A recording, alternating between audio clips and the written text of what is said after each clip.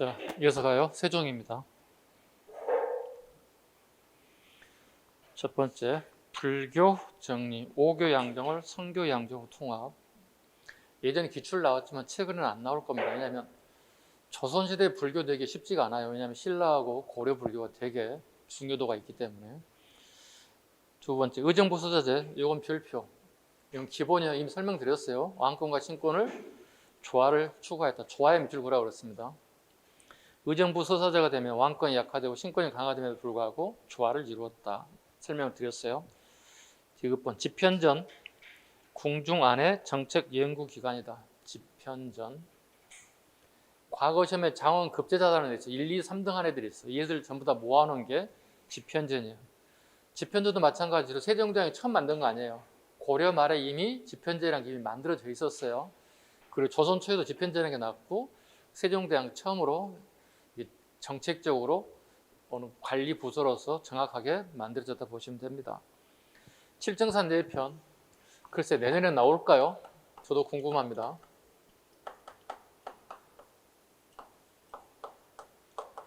어, 5년 연속 나오다가 지금 이제 3년 동안 시험에 출제되지 않고 있습니다. 내년에는 저도 모르겠어요. 나올지 않을지 저도 장담 못하겠습니다. 이게 세종대왕이기 때문에 잘 나왔던 시험 문제이기도 하거든요. 엄격히 얘기하면 달력입니다. 네. 우리가 기존에 중국 달력 갖다 썼잖아요. 그죠? 그런데 우리가 조선이라는 나라가 자체적으로 제작하게 된 달력이기 때문에 되게 의미를 가지고 있는 겁니다. 칠정산 내편이라는 게. 자, 왜 이렇게 됐죠? 기존의 수시력과 대통령을 기존에 썼던 거야. 왜는요? 아라비아에서 들어온 헤헤력이라는 달력을 섞어놓은 거야. 이렇게. 요것과 요것이 합쳐졌다. 그래서 네 편이라 불러요. 그러니까 수시력, 원나라 달력, 그 다음에 명나라에 들어온 달력을 대통령이라고 그러죠. 요거가 요거 합쳐졌어. 네 편. 칠정산. 봐. 우리 지구를 중심으로 봐봐. 이게 지구라 생각해봐. 주변에 행성이 되게 많잖아. 수, 금, 지, 야, 목, 토, 초, 내는 이렇게 외웠잖아 우리가. 그죠? 중학교 때 이런 거 외워본 적이 없어? 과학 시간에? 수, 금, 지, 수성 이런 식으로 수, 금, 지, 하, 목, 토, 초, 내면 이런 식으로 지구를 둘러싸고 있는 행성들의 거리를 갖다가 측정했다는 거예요. 수학적 계산 방법에 따라서. 이걸 칠정산 내편이라고 불러요. 이 중요한 이유가 있습니다. 수시력과 대통령은 보세요. 중국에서 보는 기준시예요. 즉 중국의 수도였던 북경을 중심으로 보는 기준시였다는 거야. 이걸 우리나라의 한양에다가 이걸 적용시켰더니 맞지 않더라는 거지. 뭐가 안 맞는 거예요? 가장 중요한 일식월식이 안 맞는 거예요. 이게 일식월식이 안 맞는 건 국가 입장에 되게 큰 중요성을 가지고 있어요. 이건 전부 다 뭐가 관련되어 있냐면 빛광자예요. 지금 전부 다 어두워졌다는 얘기잖아요. 부분일식, 개기일식, 개기월식이 뭐 부분적으로 순간 어둠에 들어갔다는 뜻이 되는 거거든. 그러면 국가에 가장 중요한 게 왕의 빛이거든요. 일치하지 않았을 경우에 일식과 월식을 정확한 날짜에 우리가 발표하지 못하게 되면 백성들이 궁궐에 무슨 일이 안 좋은 일이 생길까 이런 식의 의식을 가지게 됐다는 뜻이에요. 이건 궁궐 입장에서 되게 민심을 안 좋게 가지는 방법 중에 하나거든요. 근데 이게 안 되겠다 싶어서 새로운 세종대왕 때 달력을 하나 만들게 됐다. 그게 칠정산 내편이에요. 이건 뭐죠? 이건 한양을 기준시로 하는 거예요. 그럼 정확도에 있어서 어떻게? 중국의 기본서보다는 한양이 훨씬 더 잘 맞겠지. 이게 세종대왕의 업적이에요. 왜 중요하냐면 봐봐요. 달력은 황제국가만이 만들 수 있어요. 근데 조선의 나라는 황제국가가 아니잖아요. 제후국이잖아요. 근데 이걸 모르게 비밀 프로젝트를 만들어서 세종대왕이 달력을 새롭게 만든 거예요. 그냥 업적이 우리나라 입장에 보면 되게 뛰어난 거지. 그리고 세종대왕이 그와 같은 결단력을 내릴 수 있다는 것 자체가 대단한 거잖아요. 그죠? 제후국가의 달력을 처음 만들었다는 거예요. 그래서 우리 자체적으로 만들었기 때문에 되게 중요한 의미를 가지고 있다. 즉 우리의 어떤 과학 기술력이 발달되는 현상 중에 하나였다는 겁니다. 칠정대표는 방금 얘기했듯이 연속 나오다가 계속 안 나오고 있어. 그럼 내년에는 나도 내년 2023년이잖아요. 선생님도 모르겠다는 거야. 확률적으로 봤을 때 5대 5가 되지 않을까 생각한다는 뜻입니다. 이거 다 맞으라고 주는 겁니다. 아셨죠? 예. 틀리면 안 돼. 실생선 내입편 나면 무조건 뭐야? 세종대왕이야. 세종대왕 업적하는 선택지 골라내는 거야. 내용도 잡아야 돼. 이런 것도. 그런 내용도. 실정사이 뭔지, 수금지와 목도천왕의 행성들 거리를 지어서 만드는 거고, 내예편 기존의 달력과 아랍의 해를 이렇게 접합시켜서 만들었다. 페이지 넘기겠습니다. 북방개혁. 세종대왕 때 사군 육진 개척. 여진적으로 몰아낸 거죠. 압록강 가고 두만강 구호 못하는 사람들이 있습니다. 왜? 우리가 자주 보지 못한 땅들이니까. 우리가 남과 북이 쪼개졌다 보니까 북쪽은 우리 거의 갈 일 없잖아요. 가볼 수도 없고. 여기가 압록강이야. 압록강. 여기가 두만강이야. 오케이? 여기가 사군이고 여기가 육진이야. 여기가 채윤덕이야. 여기가 김종서야. 일단 이거부터 구분해. 그리고 여기 뭐야? 여진족의 땅이었다는 거야, 여기가. 여기 있는 여진족들 다 몰아냈다는 뜻이야. 봐봐. 여기 평안북도, 함경북도 땅이 전부 다 여진족 땅이었다는 거야. 여진족이 살고 있던 이 땅을 다 몰아냈다는 뜻이야. 이 지역을 갖다가. 그리고 여기에 사군과 육진을 했다. 우리 군사를 주둔하겠다. 최윤덕과 김종서가 여기에 우리나라를 국경선을 지키게 됐다. 사군가죠. 여연군, 우예군, 자성군, 무창군, 최윤덕, 육진, 종성, 원성, 경원, 경흥, 해령, 부령, 김종서. 됐습니까? 그런데 이 사군이 세조 때가 되면 유야무야가 되기 시작한다고. 세조 때부터. 우리 영토임에도 불구하고 여진애들이 와서 막 살기 시작한다는 거야. 국방에 대한 부분을 우리가 좀 더 뭐라고 하지? 관심이 줄어들었다고 할까? 이렇게 됐다는 뜻이지. 그럼 이렇게 되면 어떻게 우리 땅을 빼앗기는 결과가 나타나는 뜻이죠. 좀 심합니다. 숙종 때 사군의 일부 여영군 같은 게 다시 복원됩니다. 우리 땅으로 다시 편입시키고 관리가 파견됐다는 뜻이 되는 거예요. 이거 숙종 때예요. 일부가 여영군 같은 일부 땅들이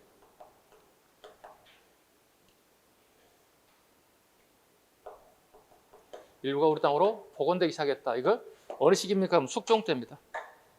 숙종 때 우리가 국토에 대한 영토에 대한 확장성을 되게 강조하기 시작해요. 백두산 전개비도 세우고 그다음에 사군에 대한 일부 땅을 우리 땅으로 다시 재편입시키기도 하고. 잘 잡으셔야 돼. 세종대왕 때 사군 육진을 개척했고 세조 때 약간 느슨하게 땅을 내주게 됐다가 다시 숙종 때 다시 일부 사군들이 복원되기도 했다. 3인정책.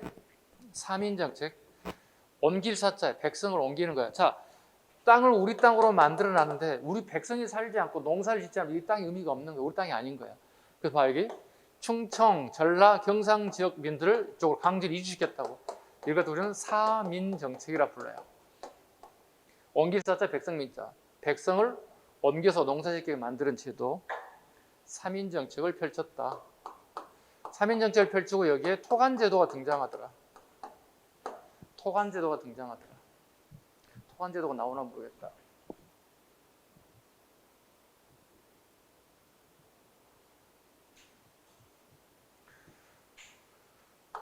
그 지역의 토호를 관리로 삼는 제도예요. 그 지역의 토호를 유력자들이죠. 쉽게 해서 힘 있는 유력자들을 관리로 삼았다는 얘기는 이건 상피제도의 원칙에 입에되는 내용이에요.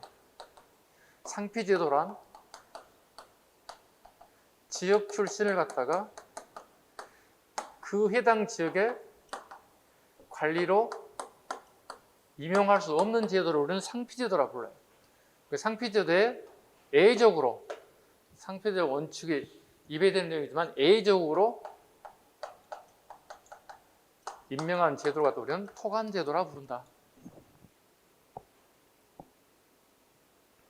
됐죠?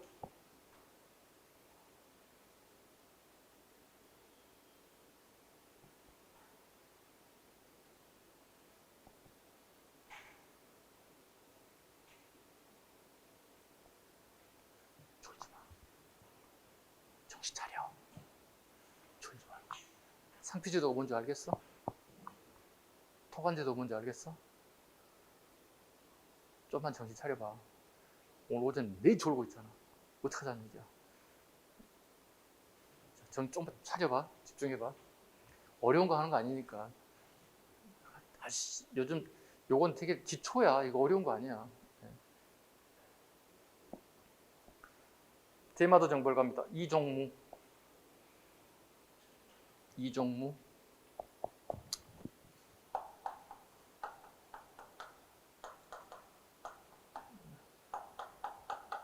일본식 한번 쓰시마죠.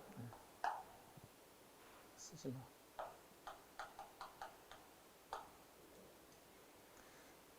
고려말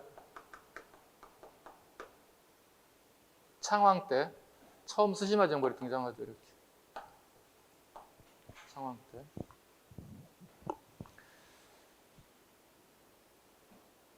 자, 이종무 세종대왕 때 이종무 삼포개항 부산포, 연포, 제포가 개항됐습니다.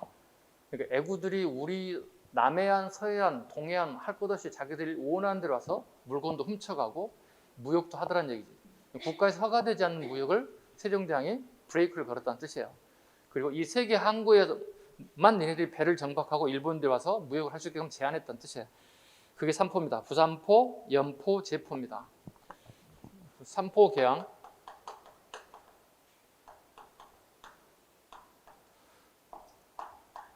부산포, 연포, 제포. 이건 세종대왕 때.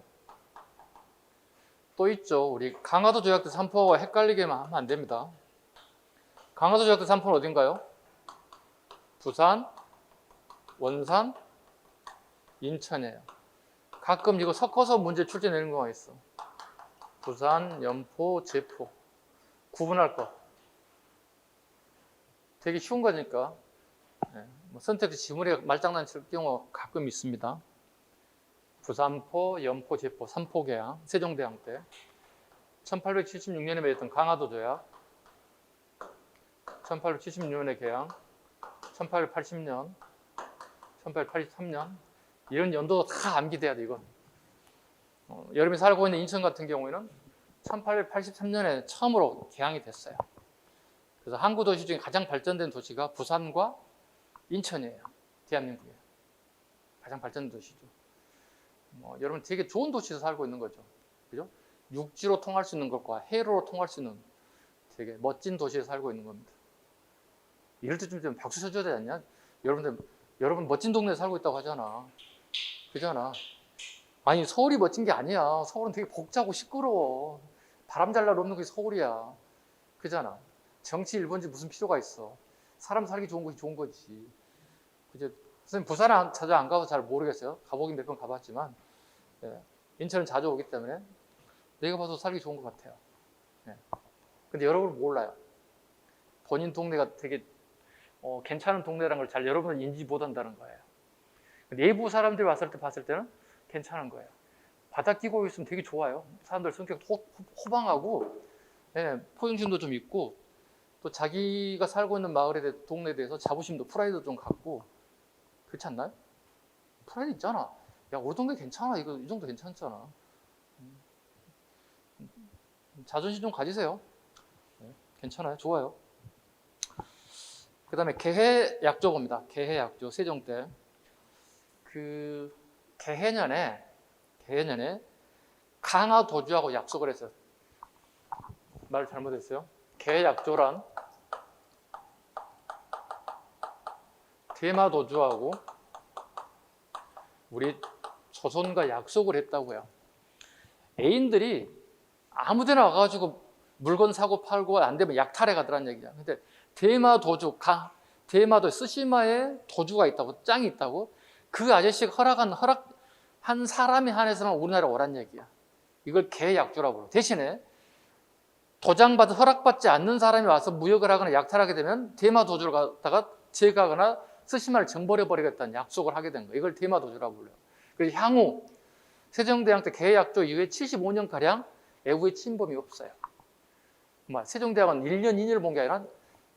길게 100년 대계를 내다본 거야. 한 70년 동안 일본의 전기에 애구친 이유가 없어요.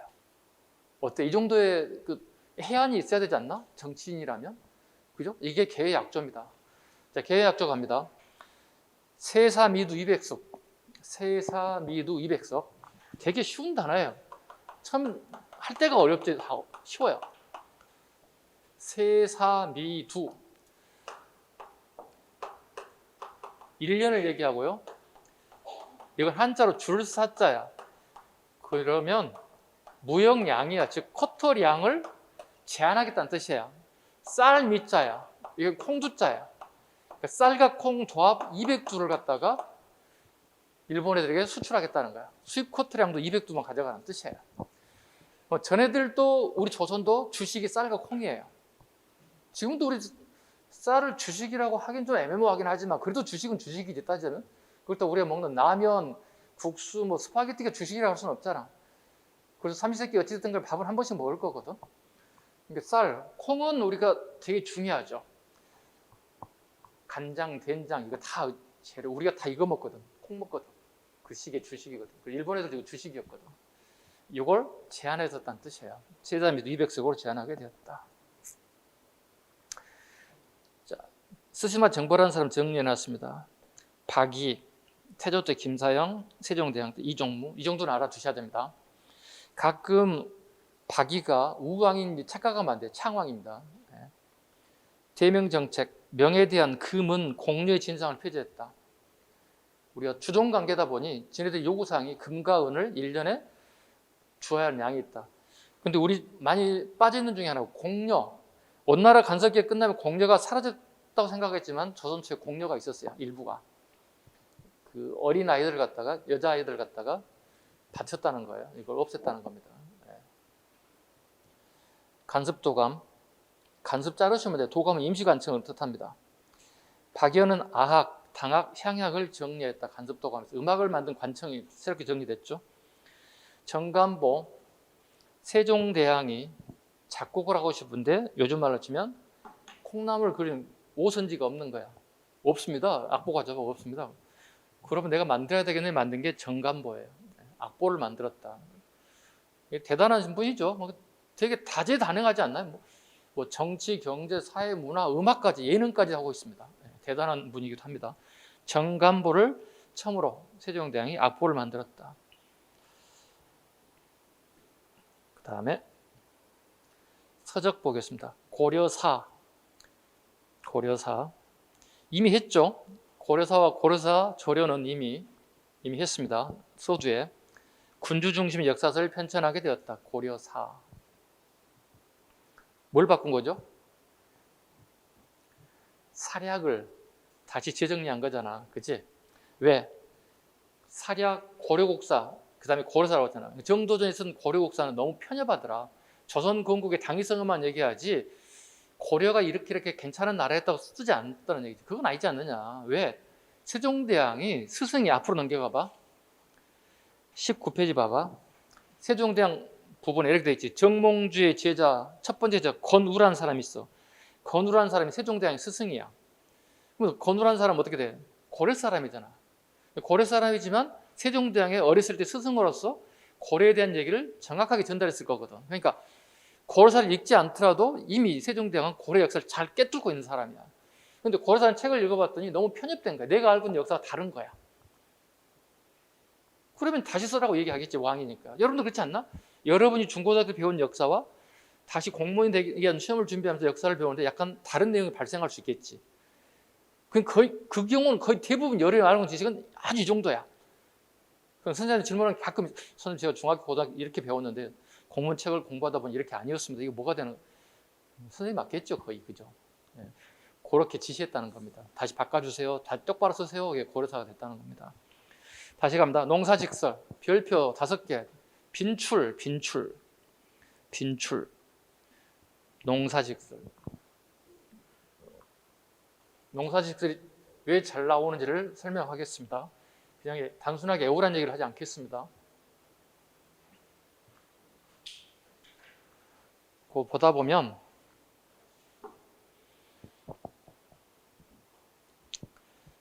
잠깐만. 21페이지 봐봐. 21페이지 보면 민생안정 중에 공법이란 게 있지. 이 공법과 농사직설은 뺄래 뺄 수 없는 관계이기 때문에 같이 묶어서 설명하겠습니다. 자, 보세요. 세종대왕 때 조세, 백성들이 농사를 짓고 생산량의 일부를 세금으로 내야 되겠지. 우리가 경제활동하고 이익이 되면 월급을 받거나 이익이 생기면 어떻게 국가에 세금 내잖아. 그지? 1년에 한 번씩 세금 낸다. 5월달에 신고해가지고. 그렇듯이 이걸 거대 국가 운영 자금이 생긴다고. 자, 세금은 크게 세 가지로 나눈다고요. 조용초. 예? 이건 신라, 고려, 조선이다 공통점이야. 세금을 세 가지로 거둔다고. 외우는 게 아니라 내가 흐름을 이해 좀 했으면 쓰겠어요. 아셨죠? 그동안 내가 외워서 공부해서 문제를 풀었다면 그건 점수 저렇게 안 나오는 점수거든요. 왜? 내용을 모르고 막 외워서 푸는 거기 때문에 문제에 따라 내 점수 막 들락날락 한다는 얘기야. 기초가 없기 때문에. 봐. 한자도 알아야 돼. 이건 주로 우리의 주식이 쌀이거든요. 교조짤. 그러니까 우리가 농사 짓고 수확량에 쌀을 갖다 세금을 내는 뜻이 되겠지. 용자를 봅니다. 쓸 용자입니다. 쓸 용자예요. 사람을 쓰는 겁니다. 군역과 유역입니다. 남자들 군대 가는 거고 일반 양인들이 노동이 국가에 차출되는 겁니다. 조가 봅니다.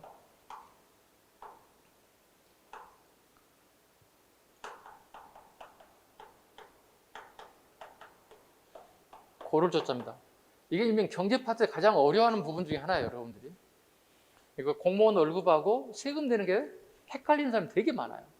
딱 구분하시게 되면 이제 공부가 확 들어오는 거예요. 봐봐. 이건 지방의 특산물로 세금 내는 거야. 지방의 특산물로 세금 내는 거야. 근데 여기에 중앙의 학업관리를 설이라고 그래. 요즘 국가직 구급공무원 시험 보는 애들, 합격한 애들 설이라 부르는 거야. 지방직 보면 향리라 부른다고. 예? 지방에 내가 합격했다. 인천에, 서울에 합격했다. 향리야.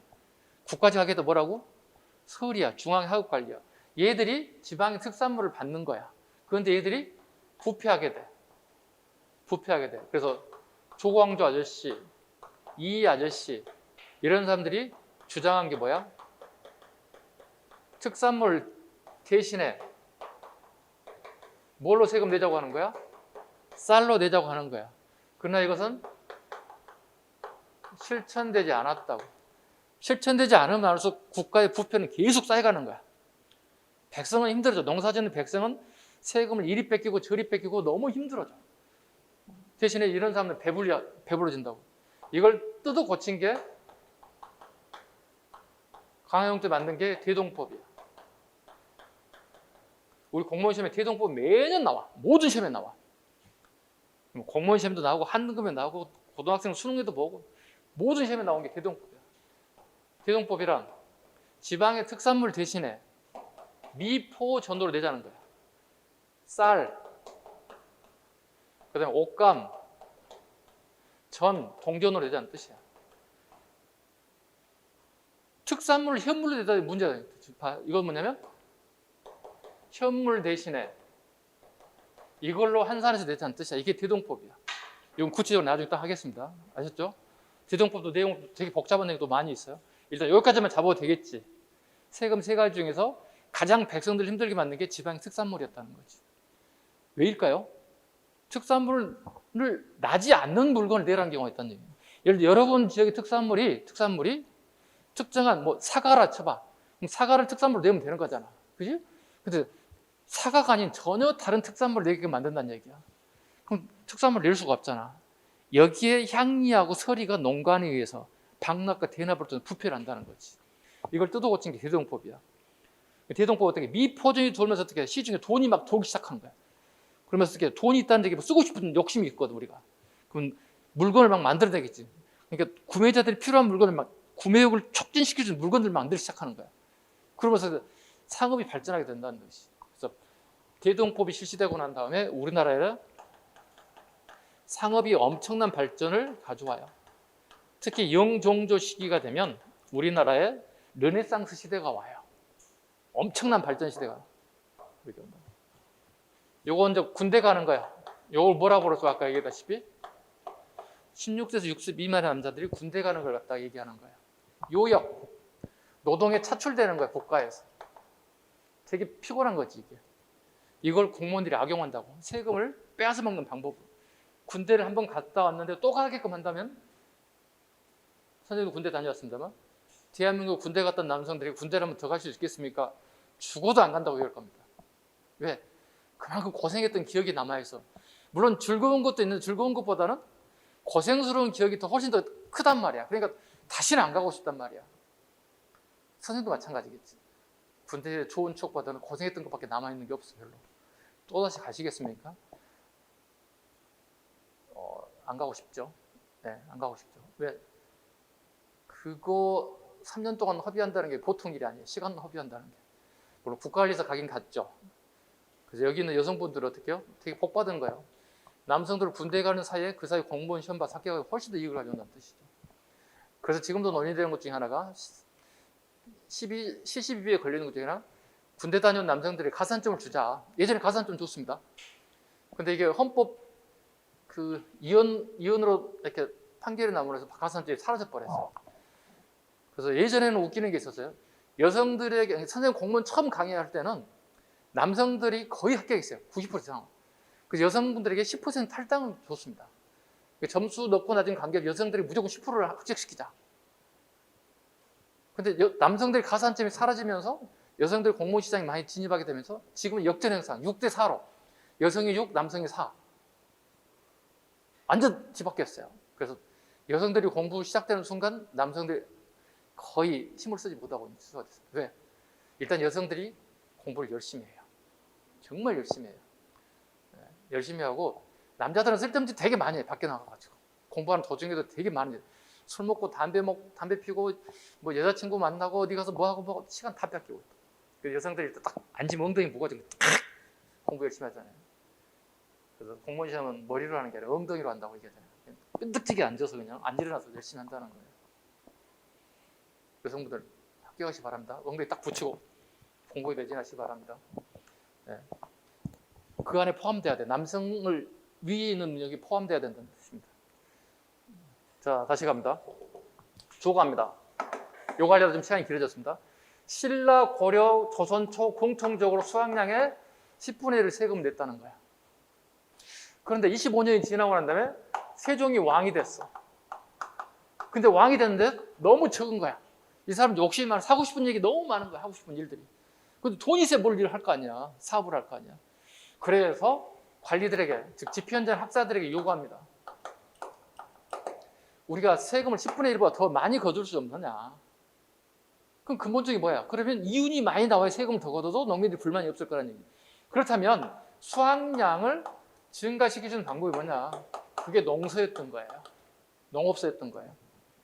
농업기술사가 되겠죠. 그 집현전 학자들, 정초 같은 사람들이 정초, 변효문, 이 두 사람 다 알아야 됩니다. 시험에 다 잘 나오는 인사들입니다. 사람 이름들이에요. 변효문, 그 다음에 정초 같은 사람들이 농업기술서를, 즉 농업의 기술을 반영해서 생산량을 높여갔던 농민들을 하나씩 찾아내기 시작해요. 그 사람들 농법들 하나씩 기록하기 시작했어요. 그게 일명 농사직설이에요. 농사직설을 갖다가 민들에게 보고하기 시작했어요. 실질적으로 세종대왕도 궁궐 내부에다가 실제로 농사를 직접 짓고 경험하게 돼요. 그리고 생산성이 증가된다는 사실을 이미 알고 있어요. 그 결과 농사직설이 보급됐고, 그 결과 처음으로 세금을 더 얼려받을 수 있는 기회가 됐다는 뜻이. 세종대왕은 바로 세금을 더 많이 걷지는 않았어요. 얼마만큼 치밀했냐면 우리 조선왕조 500년 역사상 처음으로, 또는 대한민국 5,000년 역사상 처음으로 여론조사라는 걸 처음 하게 돼요. 우리나라 역사상으로. 이거 나오면 무조건 세종대왕이야. 나올 때가 됐어. 이건 다 나왔기 때문에 써먹을 때가 별로 없어. 이제 이건 우리나라 최초 여론조사가 실시되었어요. 무조건 세종대왕이야. 아셨지? 여론조사를 해서 백성들에게, 그러니까 전국에 있는 공무원을 전부 다 필드에 나가게끔 하는 거야. 직접 농민들을 향해서 만나보는 거야. 여론조사 해본 거야. 지금 10분의 1을 거뒀잖아요. 얼마쯤 더 거두면 되겠어요? 다 전부 다 여론조사를 해본 거야. 그 결과치가 나온 게 일명 이게 공법이에요. 공법이에요. 한자로 한번 살짝 적어볼까요?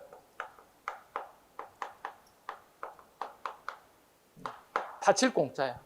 옆에 공차 있지. 우리 학원 옛날 건물 밑에 1층에 공차 있어요. 가면 그치 건물 자체에 가면 받칠 공짜야 이게.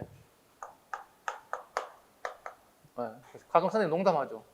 내가 차를 주문하면 나에게 차를 받쳐줘야 되는데 받치진 않고 이만 하나 울리면 하나 주죠. 울리면 리리리 가면 찾아갈 정도밖에 안 주죠.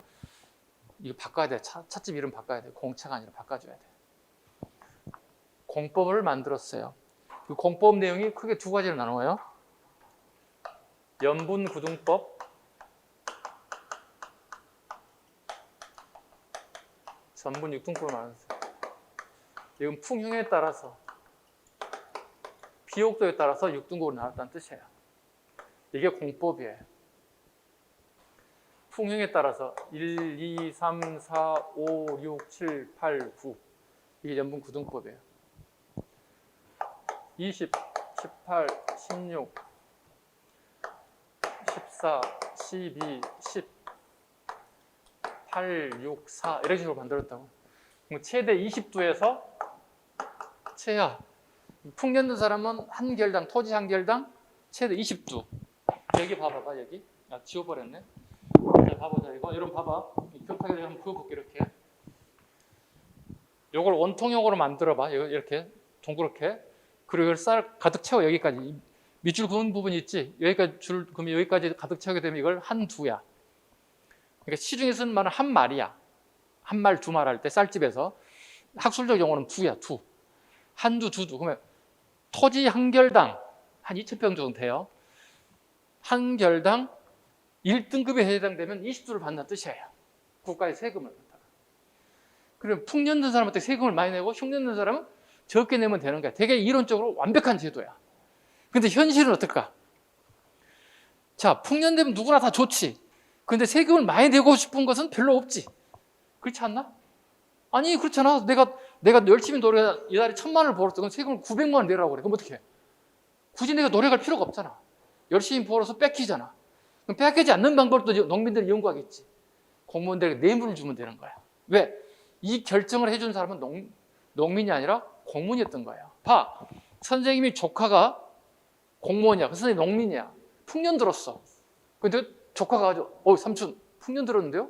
말은 그렇게 하지만 어떻게 세금에는 최하 4도 내줘야 되겠지. 삼촌 눈치를 본다면. 그렇잖아. 조카 녀석이 삼촌 풍년이에요? 20도 할게요. 이런 썩을놈 이렇게 하겠지. 왜? 팔이 안으로 굽지 밖으로 굽지는 없잖아. 이게 결국은 실패예요. 그러니까 결국은 제도는 기가 막힌 제도야. 근데 운영의 실패야. 누가 실패했다고? 그 운영의 주체가 공무원에게도 실패한다는 얘기예요. 지금처럼 청렴한 공무원 시대가 아니란 말이야. 왜? 자기도 먹고 살아야 돼 공무원. 왜? 뒷꼬리만 월급이란 말이야. 특히 향리들 월급이 없어. 조선시대 무보수야. 그러니까 자기가 부정부패를 하지 않고서는 가족을 부양할 수 없는 것들이야. 결국은 이런 제도 좋은 제도지만 실패했다는 거예요. 이게 공법이에요. 그럼 봐. 여기서 핵심 뭐야? 농사직설과 공법은 연관이 있어 없어? 연관이 있지. 이해 가셨어? 여기 실패하는 거야. 이거 실패하자마자 다음 나가는 게 영정법이야. 인조 때 만든 영정법이에요. 뭘까요? 토지 한 결당 4도로 고정한 거야. 4도로 고정해. 4도로 고정한 문제가 무슨 문제가 발생할까? 세금이 줄어들었지. 그럼 국가의 수익은 증가돼서 감소됐어? 그렇지. 농민이 내야 할 세금은 주로 좋긴 하지만 국가 수입은 감소하게 되면 이것도 큰 문제가 되겠지. 왜? 운영하는 문제, 국방의 문제, 모든 게 다 돈 문제인데 이게 문제가 된 게 영정법이에요. 여기까지만 하겠습니다. 쭉 더 나가야 되는데 여기까지. 정리됐죠? 정리됐죠? 농사직설과 그 다음에 공법은 연관관계가 있다는 사실을 충분히 이해갔을 거예요. 다시 자취로 갑니다.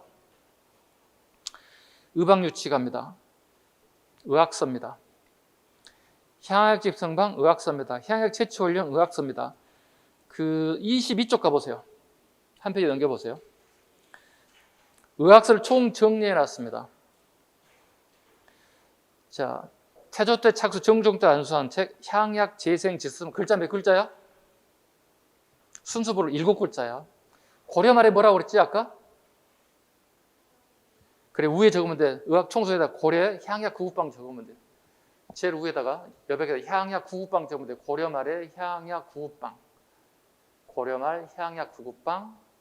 그 다음에 향약 집성방 7글자. 향약 채취 원령. 그 원령이란 말은 잘라봐. 향약 채취 원령. 향약 자르고 채취 잘라봐. 향약은 우리나라를 의미하고 채취는 캐낸다는 뜻이고 원령은 달별로 약초를 필요에 따라서 채취하는 거야. 그러니까 1년 360일 그냥 막 가서 캐는 게 아니라 얘가 몇 월 달에 성장하고 이쯤 채취, 얘는 5월 달에 채취, 7월 달에 채취, 월별로 채취할 약이 다르다는 뜻이야. 향약 채취 원령 6글자, 향약 집성방 5글자. 쭉 내려봐. 신주무원록 봐보자. 이건 의학서야, 농서가 아니라. 자, 볼까요? 세종대왕 때 살인사건 발생 시에 사체조사 지침서이다. 원해 무원록을 저본으로 편찬하였습니다. 영조 때 중수무원록 편찬은 신주무원록 CSI라고 부르면 돼. CSI 가끔 TV 보면 이런 거 나오죠. 요즘에 보니까 CSI 하더라고. 그렇게 채널을 돌리다 보니까 모처럼 봤더니 재밌던데. 범죄 수사 드라마 있죠. 그 다음에 의방유치 세종대왕 때 동의보감 강해군 별표 갑니다. 정조 때 정약용의 마가해통, 고종 때 이재마의 동의수세보험 이런 순서입니다. 그래서 의학서 편찬 순서를 가끔 물어볼 수 있으니까 기억 잘 하셨다. 문제를 풀시기 바랍니다. 자, 다시 앞으로 갑니다.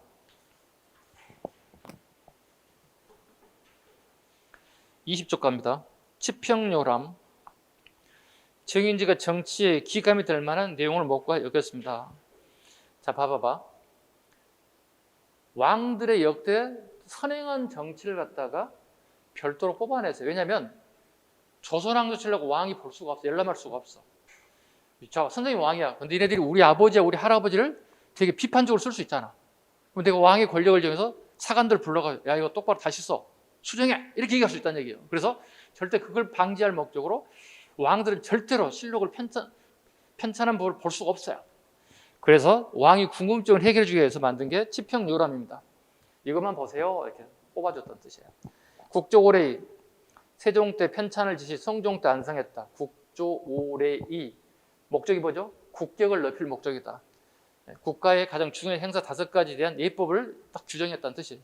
국가의 격을 높이기 위한 방법이었다. 예부에 신하고 한다. 다른 나라의 신하고. 그에 맞게끔 예우를 해줘야 되겠지. 그죠? 그다음 군사 병법 훈련한다. 이런 것들 전부 다 책으로 기록해놨다. 신참팔도 지리지. 효행록. 삼강행실도 별표. 삼강행실도 하면 세종대왕 동그라미 치시고 너무 시험에 잘 나옵니다. 삼강행실도. 우리나라와 중국의 충신효자 연례를 모아서 글로 만들었습니다. 글과 그림까지 들어갔습니다. 그 도자가 그림 도자입니다.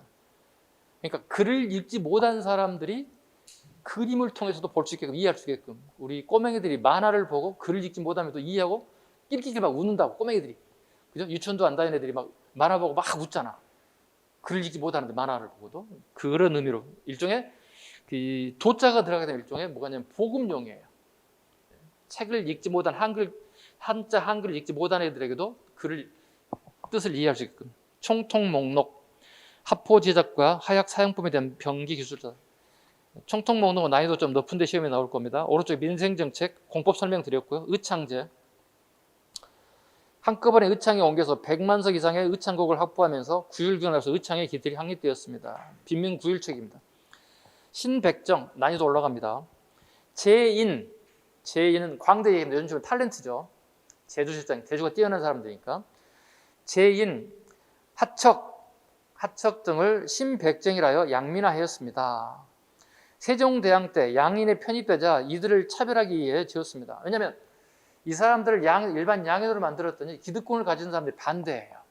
그래서 백정 앞에다가 신자를 집어넣어놨어요. 신백정이다 이렇게 불렀다는 뜻입니다. 이 사람들에게. 그 다음에 세종대왕의 그 민본 정치가 잘 드러난 게 그 다음입니다. 관비의 출산 휴가. 일종의 이게 사회복지예요. 요즘 보면은. 그러니까 조선 왕조 초기의 사회복지 정책이다. 자, 출산한 B, 노비일 때 B에게 100일의 휴가를 줬습니다. 이후에는 100일 내에 1개월의 입역을 면제해 주기도 하였고 남편이 공노비인 경우에 남편에게도 30일 휴가를 줬습니다. 왜냐하면 B에 가면 휴가를 주면 어떻게 자기가 먹고 자고 다 해야 돼. 먹어야 되잖아. 그 몸을 이끌고 어떻게 음식을 만들고 어떻게 아이를 케어할 수 있냐는 얘기죠. 고생이지. 그래서 남편에게도 30일의 휴가를 줘서 같이 하게. 이게 이제 세종대왕의 업적 중에 제일 뛰어난 사회복지 정책 중 하나인데 여성에 대한 어떤 사회적인 어떤 역할을 하기도 하고 어느 정도 서비스로서 사회복지 차원으로서 봤을 때 대단한 정책이었다 보시면 됩니다. 지금 우리 못하고 있잖아. 21세기에도. 하는지 모르겠다. 직장인들이 남성들에게 이런 거 주는지 모르겠다. 출산휴가. 직장생활 하시는 분들 출산하게 되면 남편들 휴가 주나요? 경험이 없구나 이거. 네. 모르겠습니다. 21세기 어쩐지 모르겠습니다. 사창제 갑니다. 지방민의 구의를 목적으로 대구에서 시험적으로 사창제를 처음 시작했습니다. 이거예요.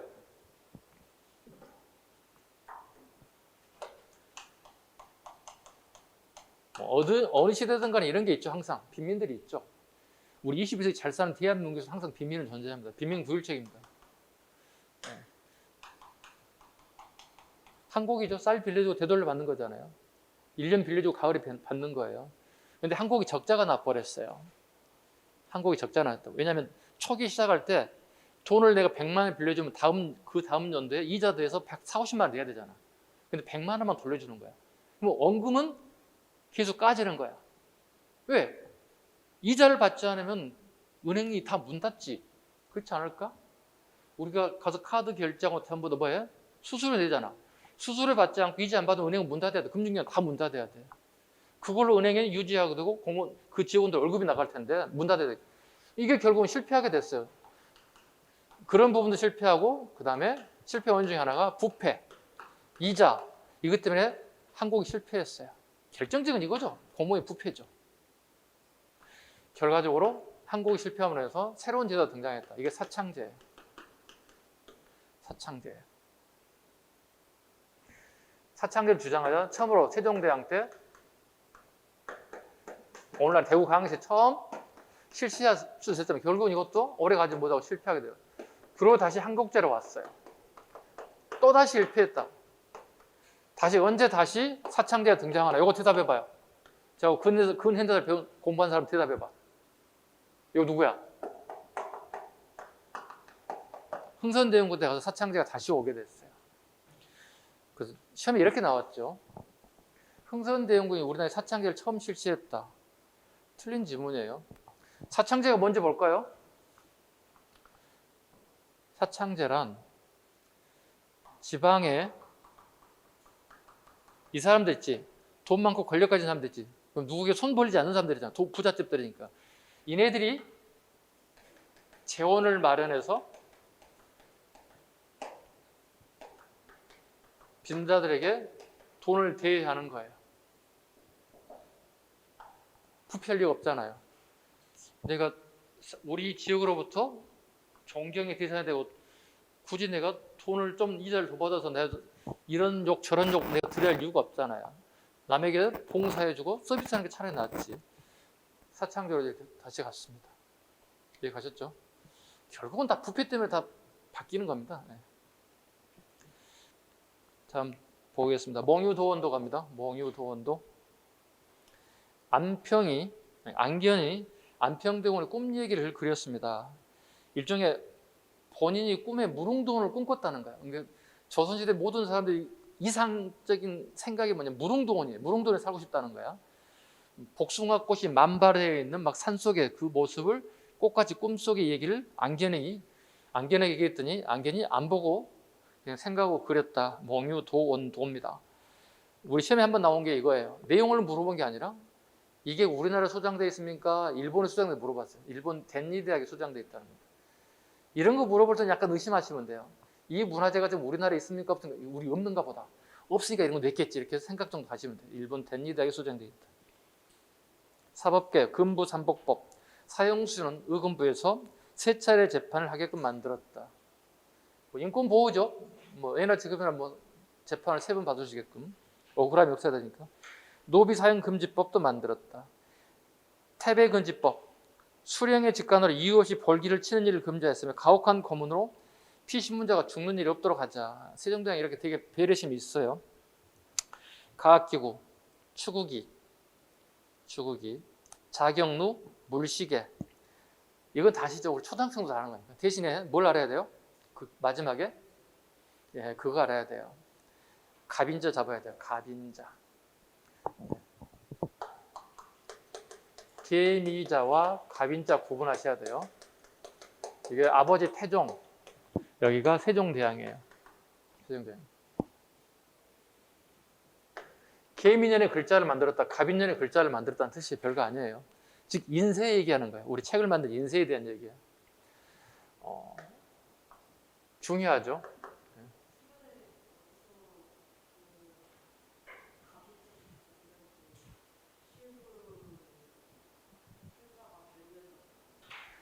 잘 안 들려요. 지금 마스크를 써가지고 다시 한번 얘기해 주실래요? 네. 발표가 안 나서 잘 정확하진 않은데요. 우리가 이번에 2021년부터 공사한 강화문 학대 공사를 했어요. 지금 강화문에 좀 더 활용도를 넓히기 위해서 공사를 했어요. 땅을 파다 보니까 조선 전기에 만들었던 활자본 대량 발견됐어요. 그게 이제 언론에 공개가 됐어요. 근데 정확하게 이제 학술적인 논문이 발표돼야 되는데 그게 이제 계미자인지 갑인지 정확하게 발표가 안 됐고 두 개 섞여 있는 정확하진 않아요. 추후에 이제 발표될 거라고 보는데 일단 이것만 구분합시다 먼저, 그죠? 예. 태종 때 계미자, 세종 때 갑인자. 이게 뭐냐? 이건 동활자본이에요, 그냥. 예. 이것도 동활자본은 맞아요. 그런데 쓰는 용도가 달라요. 이건 구리선을 이용해서 책을 만드는 방식 중에 하나예요. 봐볼게요. 우리가 지금 보고 있는 책을 한 페이지를 만든다 생각해봐. 그럼 여기에 칸이 이렇게 채워졌을 거 아니야, 이렇게, 그죠? 이렇게 글자를 다 메꾸는 거예요, 여기다가. 이런 식으로. 이렇게. 기존의 계미자는 글자를 이렇게 하나씩 집어넣어, 이렇게. 옛날에는 글을 이렇게 세로 읽었단 말이야. 그지? 지금 우리가 이렇게 자에서 읽지만 옛날에 이렇게 쓰였다고. 이렇게. 하나씩 글자를 집어넣는 거야. 이렇게. 그지? 그리고 여기다가 까만 먹을칠하고 종이를 하나 올려. 그 다음에 싹싹싹 우리 도배하듯이 쑥 하면 어떻게 1페이지가 나오는 거야. 그럼 예를 들어서 100권의 책을 만들려면 여기 1페이지라면 100장을 인쇄해야 될 거 아니야. 근데 문제는 3번 내지 4번을 하게 되면 이 글자가 이렇게 흔들린다는 거야. 그럼 우리 글자체가 이렇게 일자적으로 쭉쭉 나가야 되는 건데 이렇게 글자가 되게 되면 되게 이렇게 눈이 피로해지잖아. 이게 가장 큰 문제였다는 거야. 글씨체가 일정한 간격으로 배열돼서 인쇄가 되는 게 아니었다는 거예요. 그래서 3회 내지 4회 정도 이렇게 인쇄를 하게 되면 더 이상 활용도가 떨어지는 게 계미자의 단점이었다는 거예요. 이걸 개선한 게 갑인자예요. 그건 뭐냐면 여기 칸을 메꿔놨잖아요. 이걸 구리선으로 전부 다 고정시켜. 1페이지를 이렇게. 구리선으로 전부 다 고정시켜 놓는 거야. 움직이지 못하게 만들고 그다음 탁탁탁 집어넣으면 된다는 거야. 이해 가셨어요? 이게 밀랍을 썼기 때문에 그래요. 이건 뭐야? 구리선을 썼어요. 그 차이점이 그거예요. 위에 것은 밀랍으로 어떻게 본드로 붙여서 놨다는 뜻이에요. 우리 벌꿀 있잖아요. 벌꿀 집이 있잖아요. 이렇게. 그거에 이렇게 본드 역할을 하겠다는, 그걸 갖다가 밑에다 부착했지만 그게 가면 갈수록 흔들려서 이게 정확하게 자리 잡지 못했다는 거예요. 그래서 구리를 딱 고정시켰을 경우에는 흔들림이 없이 100페이지를 만들 이상이 없다는 뜻이죠. 그래서 요건 되게 유리한 점이 되게 많았다. 별거 아니지. 내용은 별거 아니지. 내용 물어보는 거 없어. 근데 시험 뭐가 나올 것 같아? 태종 때 갑인자인지 세종 때 계미자인지 물어본다는 거야. 지금은 기억할 수 있지. 근데 모의고사라든가 실제 시험장은 어떻게 내가 기억을 못해. 보긴 봤는데 긴가민가다 찍고 나온다고. 긴가에다 찍었지 하는데 나중에 보면 민가에 찍었다고. 그럼 틀렸다는 얘기가 되는 거야. 그럼 외웁시다. 이런 방식으로. 조선전기의 왕 중에 최고 갑인 왕은 누구겠어? 세종대왕이지. 갑인 임금. 봐. 세종대왕이잖아. 갑이잖아. 갑인 임금 세종대왕이다. 이렇게 오면 돼. 갑인자 세종대왕이죠. 네, 이렇게 외우면 돼요. 전 전기의 최고의 갑인왕은 세종대왕 이렇게 갑인자겠지. 그럼 이제 틀릴 일 없겠지. 내용 물어보지 않는다고. 밀랍을 썼는지 구리선을 썼는지 이런 거 물어보지 않는단 말이야. 4대 사고. 종래의 충추간 예에 충주, 성주, 전주에 역사책을 보관한 창고를 만들었다. 이게 임진왜란 때 다 불타서 전주 사고를 취하고 강해군 이후부터 5대 사고를 만들었다. 조선 통보, 저하의 보조화폐를 발행하였다. 저하는 지폐를 얘기한다고 그랬지. 보조화폐로 조선 통보를 만들었다. 실패했어요. 실패한 원인이 나와 있습니다. 원료 공급난, 주조시설과 기술 미숙, 기술자 동원의 난으로 부진하였다. 더 결정적인 게 뭐죠? 화폐가 쓰임새가 없었다는 얘기지. 왜? 사고 싶은 물건이 없다는 거지. 즉 상품화 작물이 없었다는 거. 당군 사당을 재서 봉사하게 하였다. 고려백 신라 시조묘를 만들기도 하였다. 당군의 밑줄 긋습니다. 아니 세종대왕 웬 당군입니까? 자, 나라가 새롭게 만들어지면 여러 사상들을 하나로 뭉쳐야 할 필요가 있어. A라는 종교 따로, B라는 종교 따로, C라는 종교 따로, D라는 종교 따로따로 놓으면 안 된다는 거예요. 국론이 분열된다는 거야. 그래서 당군 사상도 하나의 힘을 모으고서 국가에 수용했다는 뜻이에요. 그래서 당군 사당까지 지었다. 원학 향일 처리법, 부정한 토 향일 처벌한 법을 시행하여 향일을 규제하였다. 이건 부정한 향일 처벌한 건 좋은데 그 부정의 원인이 뭐겠어? 여러분이 국공무원 합격해서 대략 한 200만 원 준대요, 처음에는. 근데 가면 갈수록 월급이 올라가고 나중에 연금 받으니까 공무원 하려고 해. 안정된 직장을 가질 수 있으니까. 근데 10원짜리 하나 안 주고 여러분들이 공무원 하라고 그래. 그럼 어떻게 할 거야? 그 권력을 이용해서 내가 먹고 살기 위해서 부정할 수밖에 없는 거지. 그걸 처벌하겠다는 거. 이거 악법이야.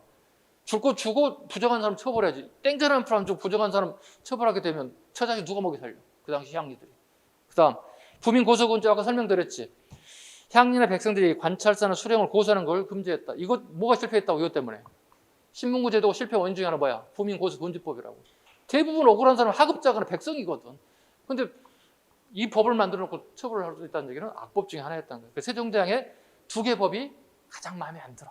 다른 거 다 이해할 수 있어. 좋은 법도 많으니까. 이 2개가 21세기 시대에 맞지 않다는 겁니다. 여기까지 하고요. 식사 이어가도록 하겠습니다.